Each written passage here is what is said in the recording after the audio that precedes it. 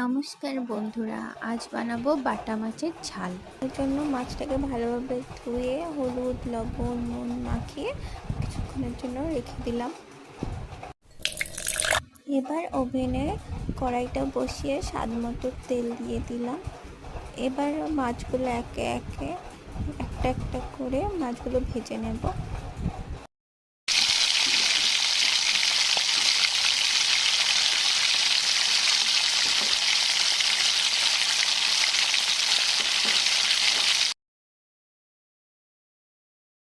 ভাজা হয়ে গেছে, এবার আমি মাছগুলোকে নামিয়ে নেব।